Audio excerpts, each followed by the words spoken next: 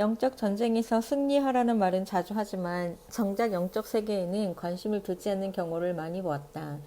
예를 들어 부부싸움을 할 때 영적 공격으로 여겨 대적 기도를 하는 것이 아니라 서로에게 섭섭해 같이 싸우고 영적 전쟁에서 패배하는 일이 다반사이다.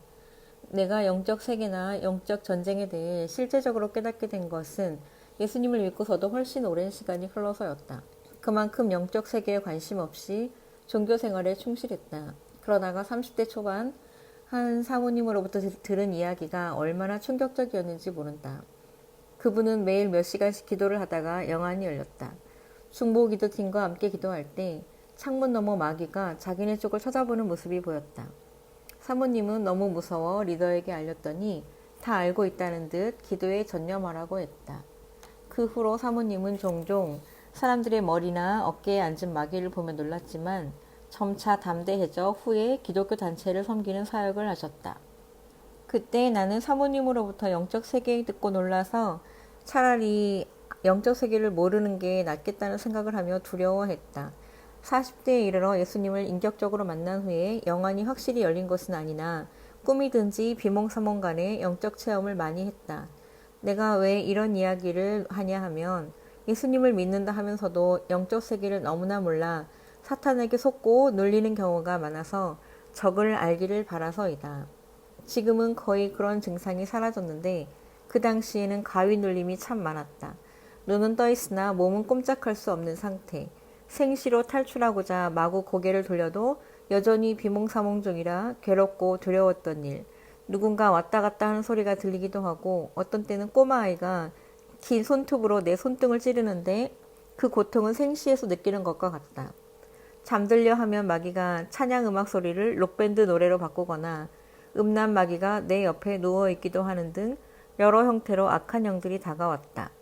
예수님의 이름을 부르며 마귀를 대적해도 내 영역이 딸려서인지 가위 눌림이 쉬 사라지지 않을 때가 많았다. 꿈속에서도 마찬가지였다. 악한 영들의 공격을 자주 받았다. 도망치는 꿈, 어린 괴물들이 공격해 하나씩 붙들고 예수님 이름으로 기도하니 괴물들이 죽는 꿈, 벌레들이 사방벽으로 올라가고 나는 두려워하는 모습 등. 영혼이 막 깨어나면서 자주 이런 일을 당하니 밤에 잠들기가 괴로웠다.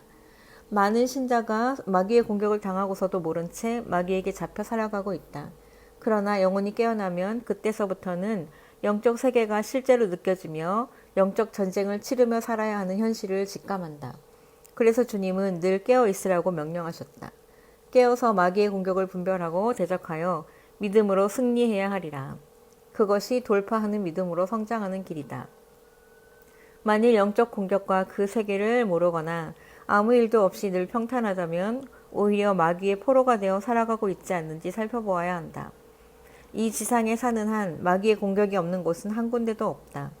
예수님도 40일 금식 후에 마귀가 찾아와 3번씩이나 시험했지만 승리하셨다. 어떤 이는 예수님이 받은 시험이 이때뿐인 줄 안다. 우리처럼 일생 동안 시험을 받으셨지만 영적 전쟁에서 늘 승리하셔서 죄는 없으신 분이 예수님이시다.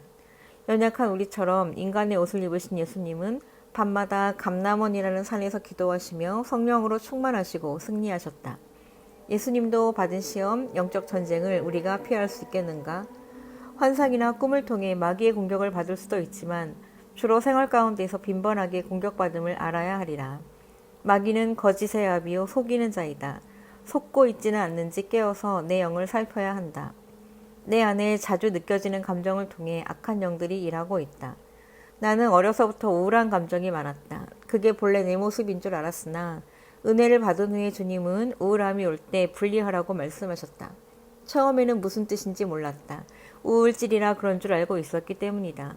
그 후 우울이 몰려올 때 이전에는 그게 자연스러운 내 모습이었기에 우울을 껴안았지만 이번에는 주님의 말씀이 생각나 예수님 이름으로 물리쳤더니 멀리 도망가는 게 아닌가? 그때 확실히 알았다. 내가 이제껏 속고 살아왔다는 것을. 그 뒤로는 자주 예수님 이름으로 대적했다. 그 결과 우울은 멀리 사라지고 기쁨과 감사가 찾아왔다. 분노, 불안, 짜증, 두려움, 혼미함, 걱정, 근심, 무력감, 원망 등등 이것들이 주님으로부터 오는지 악한 영이 주는 것인지 말 안 해도 잘 알 것이다. 내가 자주 느끼는 부정적인 감정은 마귀에게 잡혀있는 부분이다. 속지 말고 물리쳐야 한다.